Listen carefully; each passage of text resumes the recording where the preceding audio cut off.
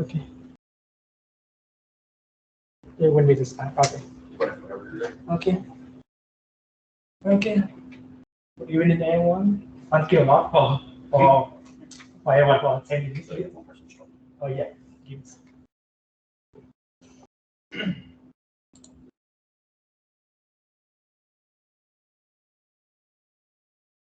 Okay. Let me start again. Okay. Okay. Good evening, everyone. Thank you a lot for attending this event, and thank you a lot for your time.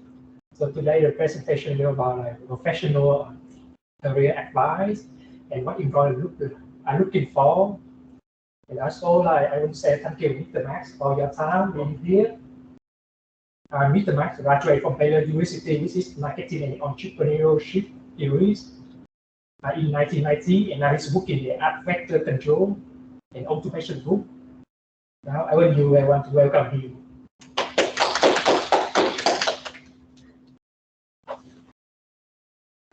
All right. Thank you for the introduction. Thank you all for the time today. As I mentioned a little bit ago, so my name is Max Shiff. I'm the Senior Account Manager for Vector Controls and Automation Group. I cover really the entire Southeast Texas area, so I pretty much cover everything east of Baytown, including facility like Valero, Motiva, Exxon. I've been in the industry for going on 16 years, doing this in one fashion or another. So I'm responsible for the design, implementation, and sales of instrumentation, analytical systems, mechanical systems, service, and advanced technical training. When Dr. Bradley asked me to join y'all, he was really just kind of spoke of me being able to give y'all maybe some insight into the field that I work in, the professional environment in this area, which is unique.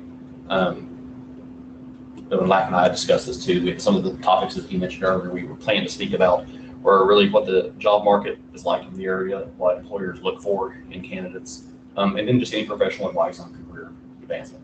This isn't stuff that I've gotten off the internet or whatever. This is, things that people I've worked with and I've spoken about, and just some of the challenges, and accomplishments, and massive failures, and huge mistakes and things that I've made in my career, and how to put me where I am. So I'll apologize now for tonight's presentation. I'm not a motivational speaker. I'm not a professional speaker. My family likes to remind me I'm not nearly as funny as I think I am. I beg to differ. So if this comes off really, really well, I'm going to ask for the video so I can prove them wrong. So if y'all want to laugh, please feel free. It'll make me feel way better. That one did not make me feel better. Okay. So, as like discussed, probably a little unique in my education, my background, what I do. So I graduated from Baylor in '94.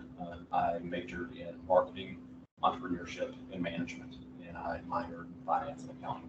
So probably on the throw a baseball, I'm probably about as far away from home plate with a technical background as you can be, but I do have just kind of a natural inclination of working on things. I like to fix things, build things, break things, tear apart, build back together, which if you look at most facets of engineering, that's really some of it, So if y'all don't mind, if y'all don't put anybody on the spot, if y'all don't mind just quickly, if I can maybe get your name, what your field of study is, what plan you have when you get out of college, what it is you want to do, and what year you are now. So I don't care who starts. Let me start. Okay, so you need to stand up. Sorry? No. I think I can see you. So my major is industrial engineer, and my minor is in management information system. So after I graduate, I want to work in the manufacturing field. That's my most interest field. Okay. Yeah, and maybe automation too. And for my second interest is I want to work at the data analytic field. That's my second interest. Okay. So I'm Jennifer Son. I'm a computer science and computer game development major. I'm a junior, and for the future, I want to work in software that creates or designs medical devices. Okay. So my name is Blake. Engineer, and I'm a chemical engineer, and I want to work for like electric cars or maybe to work like medical field. Okay. So it's either. All right. So everybody's engineering pretty much. So most of the topics I have, statistics I have, and I apologize, I don't like standing in front of somebody reading to them. I'm going to read a little bit. So I've got statistics on some things here. are engineering specific, but I've got some other kind of just job market information. So later on, if anybody else would come back and watch the video, I think there's maybe some valuable information for them also. So again, I apologize for kind of reading on some of this, but you know. So according to recent studies, engineering has the 5th highest rate of job opportunities in the next 5 years, which is a really pretty interesting statistic in my opinion.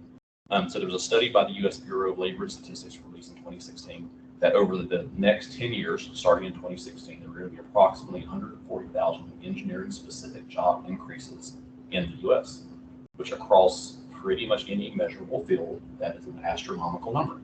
And to date, that number is pretty much on path. There have been approximately 70,000 new engineering positions created in the last 5 years. So multiply that by 2, we get 140. Really good job on the statistics there.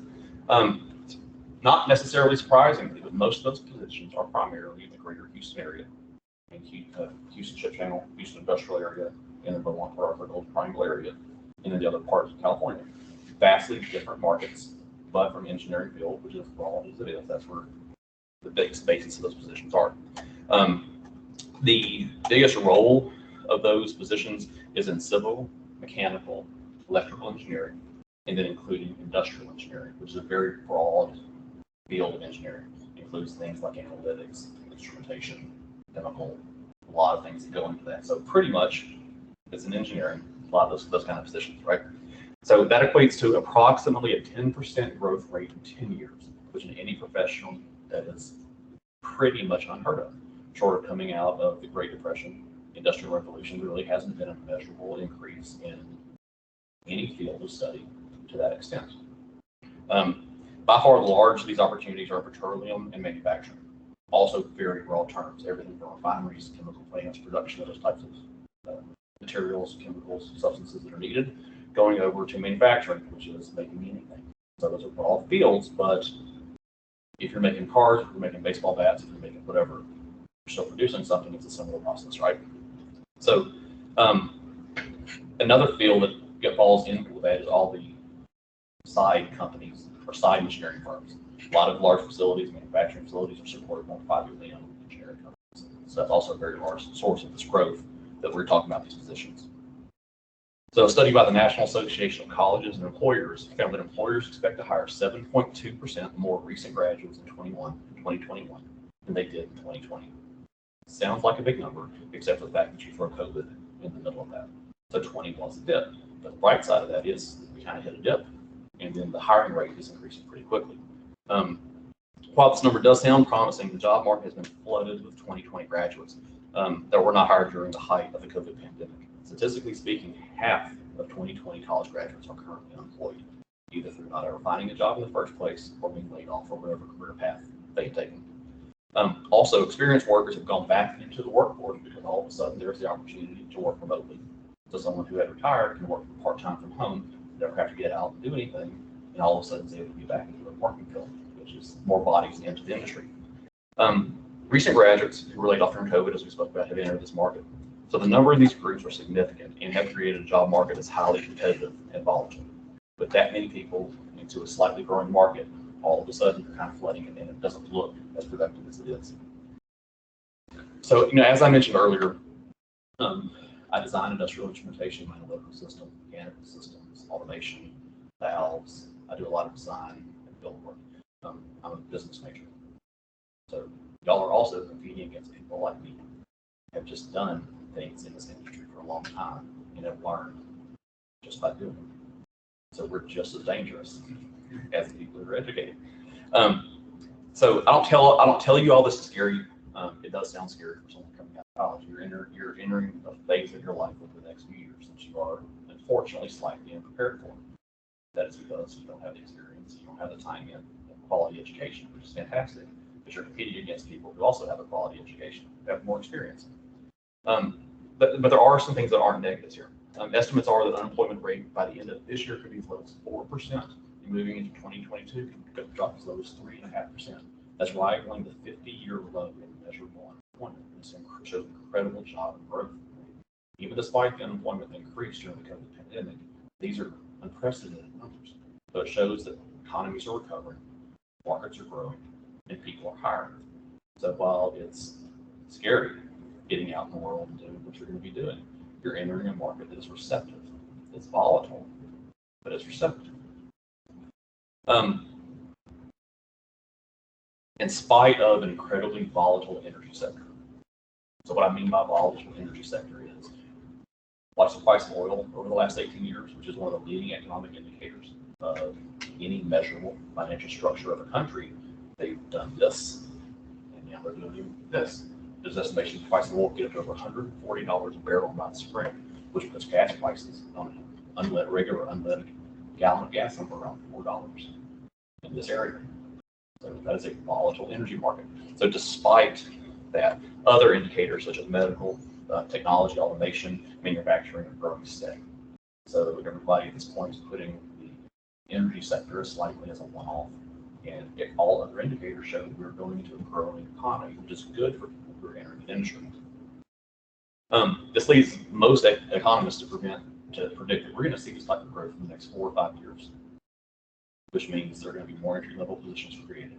People who come on at a good time, all of a sudden have people coming in behind them, which creates tenure, which creates growth. So it's a surprisingly good time to be entering the field. Doesn't always sound like it is when you look at some of the numbers, but it really is. So all that being said, we're going to talk about some of the things that employers look for.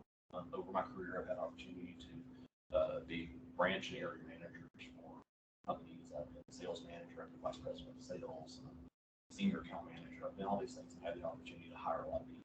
So a lot of things that we're going to talk about are things that I have looked for and I have seen over the last 20 years of hiring people in different industries. And then some of the people that I've talked to getting and preparing for tonight too, and kind of what they're seeing, the people at some of the engineering firms in the area, some of the people at some of the facilities, and kind of what they're seeing. So one of the first things that people look for or look at when they're looking at hiring you is experience. Yeah, I know y'all are going to be college graduates and y'all are going to have a lot of experience. And another scary factor is, like, when I was growing up, my mom always told me I was one in a million how special I was. Right? Y'all heard that from the parents? So special.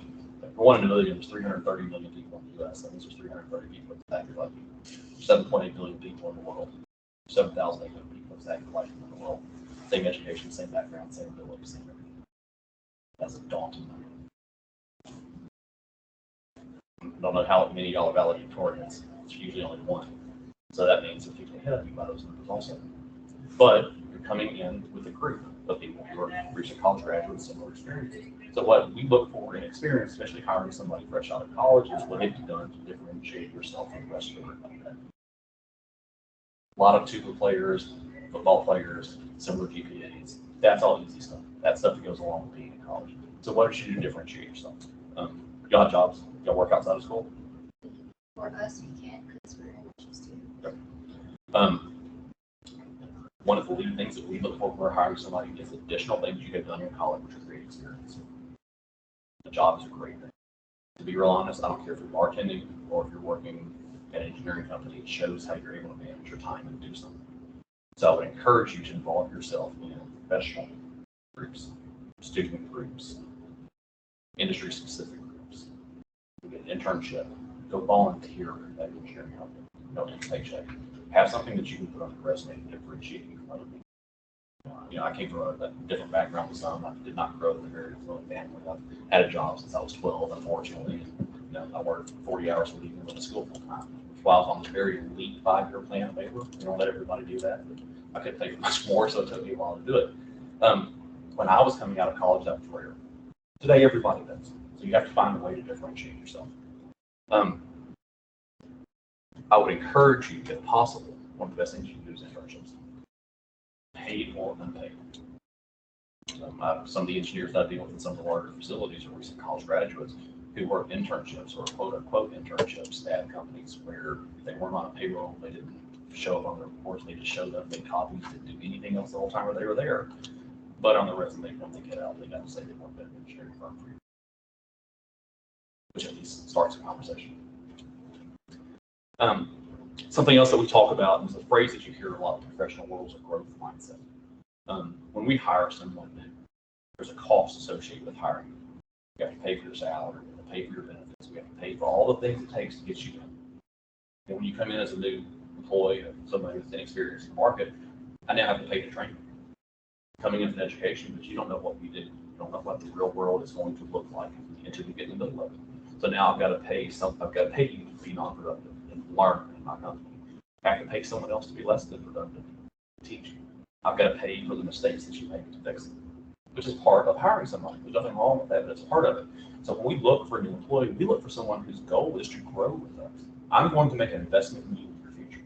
I'm going to pay you to learn what I need you to do. So I want to hear things from you about how you're going to grow with my company, how you're going to help me be better as a company. And so that's not something that I'm not talking about you're going to retire from me 50 years from now. Who knows what that's going to look like? But you know that you're walking in without much to offer. So you have to figure out how you're going to grow. Be able to identify your weaknesses. Be able to know what you don't know. Ask questions about what you don't know. What will my job function be? Wow, I've only got education as part of that. I've never seen some of it. Here's what I will do with everyone. That's something that a lot of people don't think about bringing to a job interview, bringing into a job market. That's showing drive. That's showing individual motivation. That's a big deal that you don't see a lot of. The other side of that is dedication. I'm going to spend this money and I want to keep you as long as I can. So have a plan. You're going to hear if you were interviewed with anybody who's ever interviewed, you're going to be asked a question. Where do you see yourself in 5 years? Where do you see yourself in 10 years? Don't sit there and think about it. Have the answer before you get there. Not saying that it'd be dishonest. That it would be helpful for you in a career search if your plan for 10 years match some path that's available to this company. If it's not, why are you going there? So it's both sides of the interview. Why would I hire you if you don't want to be with me 10 years from now? On your side, why would you come to work for me if I don't want to be with you for 10 years? Right? We talked about earlier time management. This is one of the things that's shown by having a job and having outside of school activities that you have to manage your schoolwork and other things outside of it.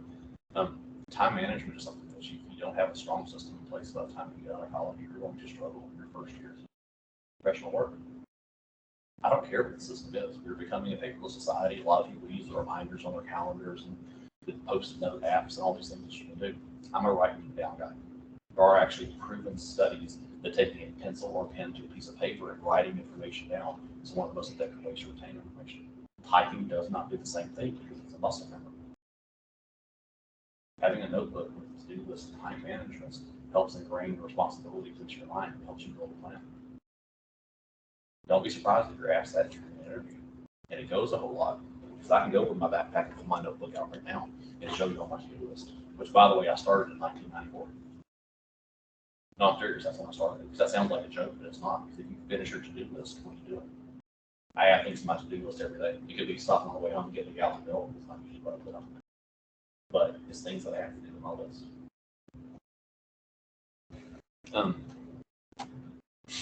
The ability to collaborate. Our world, our professional environment has changed in the last 20 years. 20 years ago, if you walk into an engineering firm, if you walk into a control room in a facility, you walk into any boardroom anywhere, everybody in that room has been there 20 years. The answer is different today. You can walk into an engineering department and find somebody's been there for 4 years, they are the most same person. So what do you lose because of that? Working in a large engineering firm, you have the guys who've been there for 20 years, they've worked on big projects, they've worked on small projects, they've worked on mechanical, they've worked on industrial, they've worked on petroleum, they've worked on everything. They're not an expert in any of them, they've done it all before. So there's a level of expertise that goes along with that. You're going to enter a company, you're going to enter a role with people who have less experience than your staff. So being able to work with people effectively, being able to hold people to a schedule, being able to work in a collaborative manner with people who have different goals, more drive, less drive, different ideas, different backgrounds, different communication abilities. That's hard. You ever worked on a group project? Well, you know that guy who never showed up for meetings? Yes, you do. Every group has that guy. I was that guy sometimes. So doesn't show up in the meetings, doesn't do what he says he's going to do, wants to turn himself late. There's two types of people in the world. There's the type of person that goes to that guy and says, what's going on? What can I do to help you? If you're not going to do it, that's fine. Tell me so I can do it. Then there's the other person who goes to the professor and complains. The second person is not going to deal with these situations in real life because you know what? Not every doctor graduated top of their class. Not every engineer is hard worker. You have to learn to deal with these kind of situations. That's part of collaborative work. Not just working with a group of driven, positive, strong individuals working with people who aren't also. That is a skill set you have to develop, and you develop it over time by working with people. Coaching mindset. You'll hear that phrase a lot too. But what is a coaching mindset? I don't know if y'all ever play sports, but what do effective coaches do? They build people up. They teach them. They train them. You don't focus on the star because he's always going to be the star. Get your second string to be stronger so that he gets hurt. You build a group of people working towards a common goal. That's what coaches do. And no matter what role you're in, no matter if you're the newest person in the building or been there for 50 years, everybody can carry that coaching mindset. Everybody can help the people around them by being stronger. That's someone who can collaborate with others, but that's also somebody that people notice. Because there's always that guy who has to be the one to kind of wrangle everybody in. Who has to help build people up, has to get them on task. That's somebody who's developing, whose skill set is developing others. And you know, people that grow and move within companies that are successful, people will help the people around them get better. It doesn't matter how good of an engineer you are, how well you can design cars, medical field, whatever you're going to work in, your skill set is important, but you're never going to be able to carry the load of the company. People who help others grow are the ones that are successful and are truly valuable. Because that really is the one thing that you want to look for as an employee. It's what value do I bring to what I do. So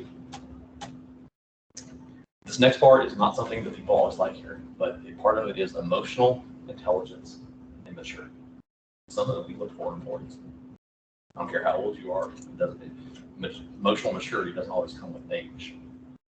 But here's some hard facts. Okay, work's hard. It is. It's really hard. No matter what you do, it's hard. You're doing something you would probably rather be doing something else. I'd rather be playing golf sometimes than going to work. I like my job, but I like playing golf better. Work's hard. Life's not fair. The only thing that's fair about life is you get to know it's not fair before you start. It's never going to be fair. And the third point is your employer is not going to care how you feel about one or two.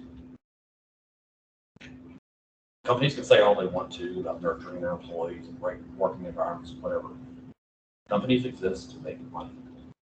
That is the focus of every company in the world. I don't care if you're a nonprofit because you're still donating money to a charity. The goal is to make as much money as you can make. Right? You can't. That is a non-arguable fact. The reason companies have to be that are two. One, to pay their investors really well. They were the people who took the risk for the money of the company that existed. And the other is you got 1,000 people working. The more profitable you are, the better those 1,000 people get taken care of. Companies are going to look at the greater good of the 1,000 versus the one person who wants to find themselves. It's a hard fact because unfortunately in our educational system in this country we have made decisions to be nurturing when the world isn't. But don't get me wrong. I work for a fantastic company, and I mean what I say. I've got some great bosses and some great senior management in our company that help us and support us and help us build. It's rare, but at the end of the day, my company still wants to make money too.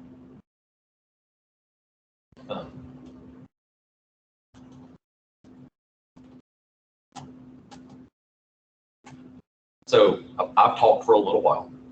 And I've got some other stuff I want to go over in a second too, but do y'all have any questions about kind of the job market and what we talked about there? Some question. How did you start your habit to do list? What made you do that in the first place? So as much as it may be hard to believe looking at the massive success I am now, I hated high school. I was not very good. I was bored. I'm not going to say I'm the smartest guy in any room I ever walk into, but I was bored. It wasn't challenging. I didn't like studying. I didn't like doing my homework. And then I started looking at college and how expensive it was. And I decided if I was going to go to college, I needed scholarships. And I had going into my 10th grade year, elementary, high school, I never studied. Never. I never took it home. I didn't do my homework most of the time. So the only way I could teach myself to do that was to build some type of list to hold myself accountable. Because regardless of the bum that I was in high school and the poor students I have an internal drive to work towards something that's important to me. To that point, high school wasn't important. Grades weren't important. For some reason, they became important to me. And so I could not organize all of the things I did. I played baseball, I played football, I played golf, I played tennis, I ran track, I went to school, I was involved in our church, I like playing people and doing other stuff. I had a lot of things I did. So the only way I could organize it was just starting a list. And the way I started originally was every time I knew I had something to do, I wrote it on my list. And then all of a sudden, 2 or 3 or 4 weeks later, my list was 100 things long. And it was unmanageable at that point. So part of my day, every day, the first thing in the morning when I wake up, I go in my living room, pick up the kitchen, get a cup of coffee, I sit down in the living room, I open my notebook, and I go through my to-dos. And I prioritize the activities that need to occur in that day. And there's 1,000 great ways to do it. I've gone through, the one they don't pay me or anything, but the Franklin Covey organizational system is amazing. I've been to a 3-day seminar that they're on about time management, prioritizing tasks, self-realization, some of those things. If you don't know what Franklin Covey is, look it up. You do the classes online and stuff now. It's a really, really good organization system, and it helps you learn how to prioritize what's really important. That's my use of Franklin Covey system.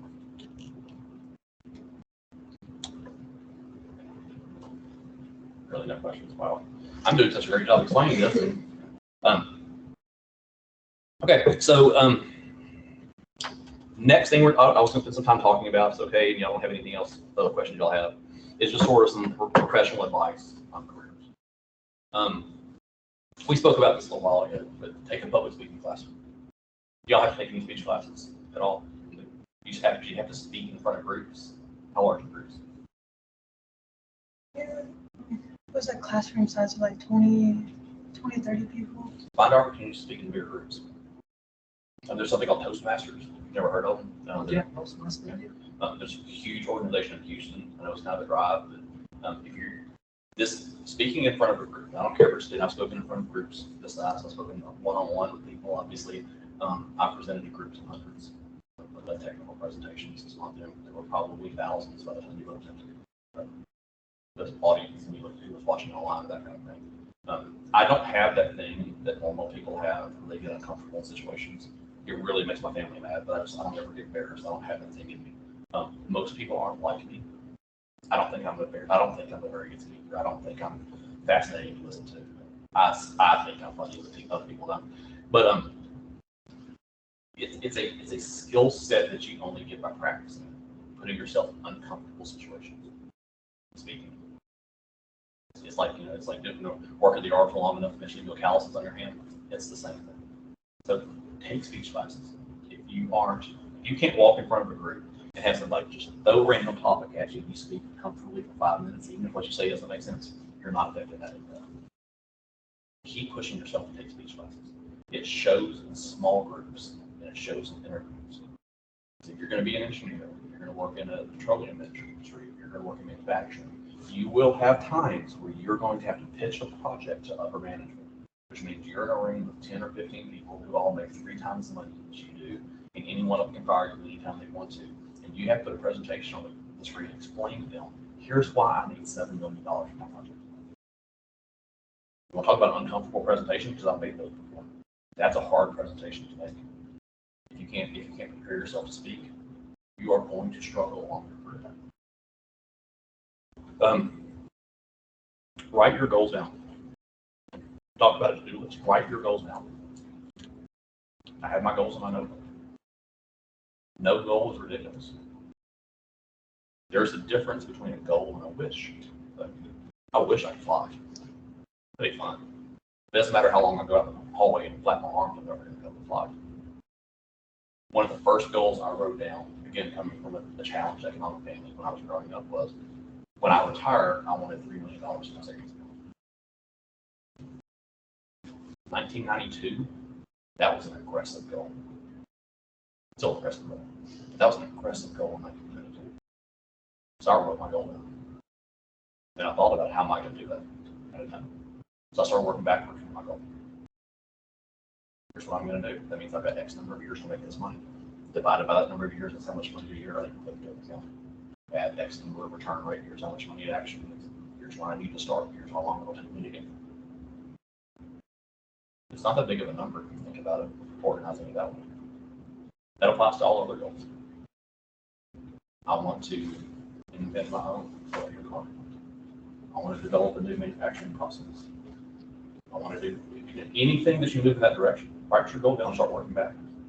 If you don't start working towards your goal now, 10 years from now, you're going to wonder why you didn't achieve it. Then you're going to look back on your life and try to figure out what it was you did to try to get you to that goal. And if you can't answer that question, that's disappointment you can't recover from. Time's something you can't get back.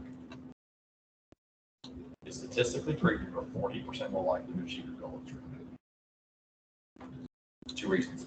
One, people who write down their goals are more driven and more organized. Two, it creates individual accountability, which is any driven person is the single best type of accountability. I don't do real good when I get on my reviews and stuff into the end of the year, because their reviews are always better for me than I give myself. Individual accountability is an incredible thing. Find a mentor. That sounds simple enough to think what a mentor really is. Mentor is someone who is where you want to be. And you would be surprised how willing successful people are to take that time and help you. Because no successful person got where they are without someone helping them. Most people, when you ask for help, are willing to help you. Ask them for specifics. Can I take you to coffee so we can talk about my future? That's a hard question to say no to. I want to be where you are. Tell me what you did. I have a college professor that I still speak to. I graduated from college in 1999. I have a college professor I still speak to once a month. The hiring manager for my second job is still a guy that I speak to. Both incredibly intelligent, experienced, kind men that I think a lot of people. I can't say I would be where I am today if I had not found them. The difference between someone with experience and someone who doesn't have experience is you can both get to the same hole. The guy with experience knows how to get out. I want to take my time. So next, my son's a senior this year, and so spring break next year we're going to Disney World. And a bunch of friends are all going to Disney World. Looking forward to it. We're going to fly. I want to drive. His mom drives. So we're going to fly to Disney World. I don't have to invent the airplane. Somebody else already did that for me. No matter what career path you're taking, where you want to go, somebody else has already done it. Learn from their mistakes, learn from their achievements. Ask them to help and guide you. You're not asking them for money. You're asking for help. Here's a weird one to say, especially in front of people when you're speaking at an engineering group. Be open to other careers. You never know how happy you're going to be in your career until you're in the middle of it. So I worked in restaurants when I was young. When I graduated high school, I bartended my way through college because I could make a lot of cash doing it, and I need to pay for a lot of cool college expenses. But my dream since I was about 14 years old was I was going to open a restaurant when I got out of college. Soon after I got out of college. A couple years later, I was going to open another one. And my goal at the time was I wanted 50 restaurants. That was my goal. So I got out of college and I worked for Applebee's, like a chain restaurant in Chili's. It's not as big as it used to be. That's what I worked for. And so my career with Applebee's was I traveled around the world, literally around the world, and I opened restaurants. I did all the hiring for the new employees. I put all the training systems in place. I did all the initial training of all positions. I stayed while the store was open. I helped build their business. And when they were self-sufficient, I left, then I opened nothing. So I did. It was fun. I got to go all kinds of crazy places and do this stuff, literally all over the world. And then, believe it or not, somebody who was like me, I fell in love with the most beautiful woman I've ever seen in my life. We got married, got a kid. What works when you work in restaurants? Work 100 hours a week. You know what wives and kids don't like? A husband that works 100 hours a week. So my dream changed. That was the decision that I made. Be open to other career paths. I'm not saying that engineering isn't a great field. It's a fantastic field. But just because you want to go into this aspect of engineering doesn't mean there's not a billion other options inside that field that are open to you. I work with a lady over Alexia in Orange, who is a chemical engineer. One of the smartest people I've ever met in my life. She designs instrumentation systems. I work with a guy over in Valero who is a mechanical engineer. He's a mechanical and a civil engineer. He's currently going after his PhD. That's crazy. He designs analytical systems. Be open to other things. You never know what's going to happen until you get there. I'm a business major who designs industrial instrumentation. You know how many business majors do what I do? I'm the only one I've ever met, so I'm going to say me. Be open to other opportunities. Be happy. Don't be afraid to fail. You know how to define an expert? They have failed and made every mistake in a field conceivably possible. I've done stupid stuff in my life, in my career. Learn from them all. That cheesy sports saying, I've never lost, I've only won or learned. It's really kind of real. And that's something to carry on into your professional career. I don't care what company you work for and what you do, you're going to have more to do than you're ever capable of doing. They call it work. It never ends. You never finish work. You never go home. It's like, oh, I'm done. Nothing else to do tomorrow. You always have more to do.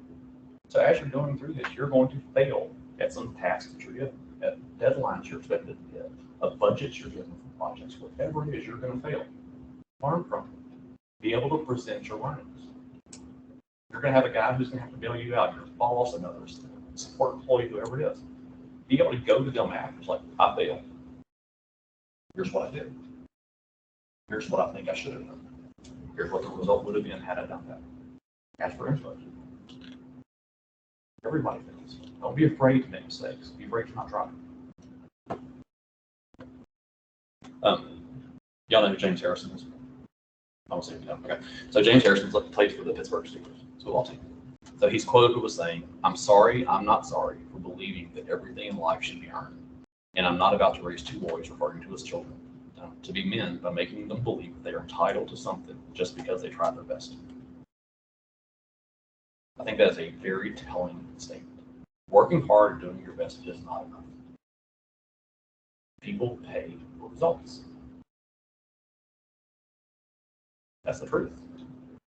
Yeah, as soon as you get out of T-ball, the last participation trophy you got was the last time anybody cared how hard you worked. You're paid to do a job. Don't forget that when you're out there working. There's a difference between working hard and being productive. Don't get trapped in working hard when you're not being productive. Don't be afraid to ask for guidance. Go back to that mentor. Go to a boss. Go to a coworker. Go to somebody and ask for help. But don't get caught in doing more than you need to do to accomplish something that needs to be accomplished. But, Dr. Herbert Schofield said this. I love this quote. "Egotism is the anesthetic which nature gives us to deaden the pain of stupidity." I'll say it again. Egotism is the anesthetic which nature gives us to deaden the pain of stupidity.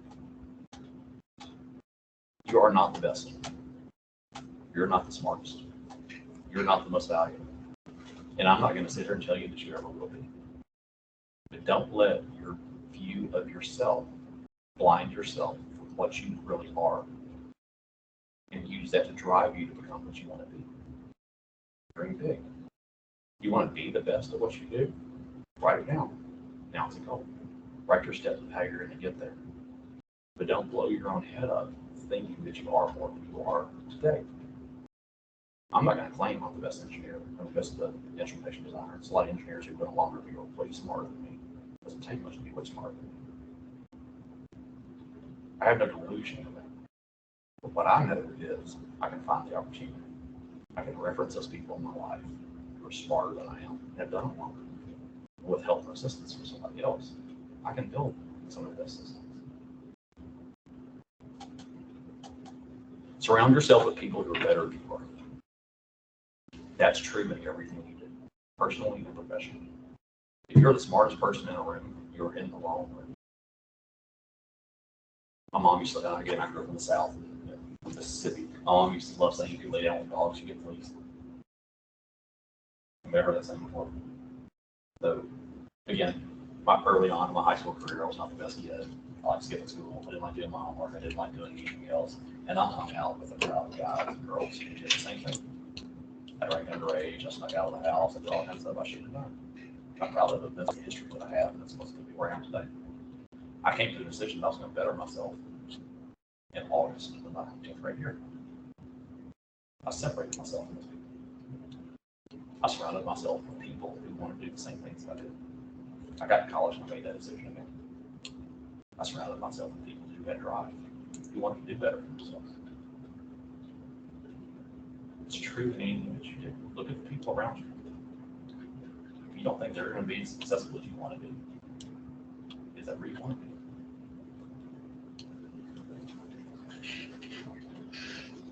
So if you didn't know the one earlier, I'm going to assume you don't know who Jack Dempsey is either. Jack Dempsey was a boxer, and Jack Dempsey says a champion. Jack Dempsey, yeah, I know him, yeah. Okay.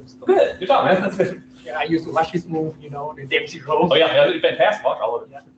So Jack Dempsey said, a champion is someone who gets up when he can. I have made some monstrous mistakes in my life. I'm not going to say I'm the most successful person in the world. I'm happy with where I am. Quitting is probably the most detrimental characteristic a person can have. And it's also one of the easiest habits to create. Working through a mistake, getting back up is one of the most challenging. But it's what successful people do. Jim Rohn is an entrepreneur. You may have heard of him. Started a tech company, a really, really successful guy. Also a way better speaker than I am. If you ever have watching his videos, it's really, really good. Said that successful people do what unsuccessful people are not willing to do. Don't wish it were easier. Wish you were better. Nothing worth having is given to you. I'd love to win the lottery. Probably not going to happen. So I'm going to go make my money. Not working myself. With that, sacrifice for self-improvement. You're at a pivotal point in your life, in your career, whether you know it or not. You are still in the formative years of your life where you set habits and build your future. It'd be really fun Friday to go out with a group of guys and go to the bar, go do whatever they're going to do. Or I could go to that event at the engineering school and meet some other students and professors. 15 years from now, it's going to matter if you went to the bar. It's going to matter if you went to that event and learned something. Sacrifice now so you can live the way you want to live later. There was a study done in 1974 at Stanford University, and it was a study where they put 4 and 5-year-olds in a room, sitting at a table, and a guy walked in and put a marshmallow on a plate in front of them. He said, "You can eat the marshmallow if you want, or I'm going to leave. When I come back, if the marshmallow's still there, you can have as many marshmallows as you want." They followed these kids up until well into the 2000s. So this is 25 years of data for this 100 and so on kids. Without almost exception, the kids who delayed gratification did not eat that marshmallow, didn't take the marshmallow. Waiting, got more marshmallows later, were financially more successful, had more stable personal lives, had achieved more as far as title and position. And overall, were as unmeasurable as it is, we're happier. Because they were people who saw the benefit of foregoing immediate pleasure for the long term. Evaluate the decisions that you're making. Is what you do, is what you're doing worth your time? There's a question. Probably not. Don't be afraid to delay gratification today for what you want to do. Again, not that great of a motivation, but living the life that I have led and getting to see where I have put myself and where I have other people in my life put themselves. Some of these are some of the lessons that I've learned that I wish somebody had sat me down and talked to me about when I was your age. Especially if they started like maybe in 8th grade, because I was living quite the life back then. But I just encourage y'all to be honest with yourselves. I encourage you to plan. I encourage you to sacrifice now for later. There will be a time in your life when you're making it. That's really all I have. So if y'all have any questions or anything y'all like to speak about, I'm here. I'm here as long as y'all like me to be. But if y'all have any questions about this, I'm happy to discuss it, or anything else, either in the industry or technical, or anything else I can help with.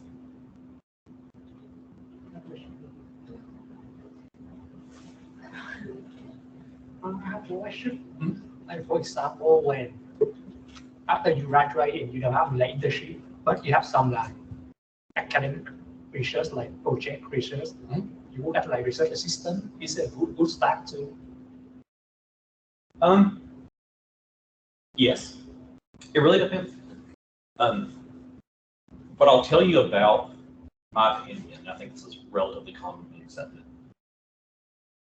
Your first 2 years of your career out of college aren't really that important. What I mean by that is, if you know the field you want to go and you're confident in that, I would encourage you to pursue a path that's going to get you where you want to be. If you're not maybe as confident, go try something. If you don't like it, go try something different. Nobody holds anything against a 23-year-old that's had 3 jobs in 2 years. You know what you're doing. 30, you've had 3 jobs in the last 2 years, that's different. So doing something, if you're working in an industry that you're confident you want to go into, and putting yourself in a position like a research assistant, someone working in a lab, someone in R&D, are great initial starts because you're constantly going to be learning about the advancements and where that industry is today. So you're kind of getting to continue your education in a professional environment. So I think it's a fantastic path if you're confident in what you want to do.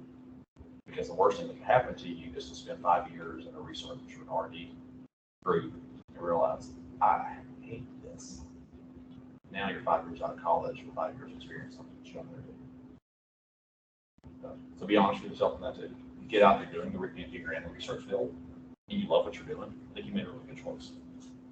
If you're into it and you don't love what you're doing, maybe evaluate what you're doing.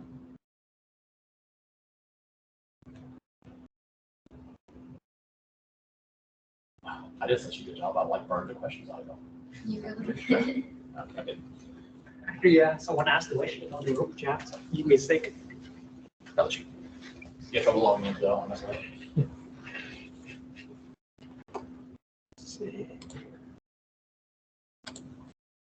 Can you hear me? Hey, Lack. Yeah, this is me, Andrea. Can you hear me? I'm not echoey or anything Yes, like We will that? hear you. Okay, cool. Max, I just wanted to thank you so much for your presentation this evening. And I wanted to say that I genuinely enjoyed it and appreciate you coming. Thank you. I found your presentation informative, encouraging, and also thought-provoking. And I'm grateful that LAC has recorded it because I look forward to watching it again. So thank you so much again for coming. And I really did enjoy it. So I wanted to be sure and tell you that. No, thank you very much. And LAC has my contact information. So, moving into the future, if there are any other questions or anything else I can do to help, so please reach out to me and let me know. Thank you so much. I appreciate that. Right. Thank you. That's it. Yeah. All right. Cool. Well, thank y'all for your time. Okay. Good job joining me this evening. Yeah, I want to say thank you a lot, and I apologize. Yeah. I don't know why. Yesterday, some people have maybe they have other events coming up too. No, it's no problem. Oh, and actually, I didn't mean to mention this earlier. I forgot to. So, LAC is involved with the ISA, which I'm on the board for also. So we do have some events coming up. I don't remember the date. On Thursday night. Yeah, Thursday. Yeah. We have an event this Thursday. We're going to have a social event in December. And then starting next January of next year, so far we have presentations set up with a ultrasonic flow company, which is a really amazing instrument. You might don't know anything about it. If you're curious about that group, I encourage you to come. We're not sure on the other ones yet, but if anybody would like to, if you don't have my contact or would like to reach out to LAC, you can get your contact to me. I can get you added to the email list for the ISA to look at any other learning experiences. And if you do need PDHs, professional development hours, that is another way to achieve this. Cool. All right. Guys, thank you all very much for your time. Okay, thank you a lot. Yeah, sorry. Okay, thank you a lot, everyone. I'll see you guys. Okay, thank you, LAC. Have a good evening. Bye-bye. Okay, you too. Bye.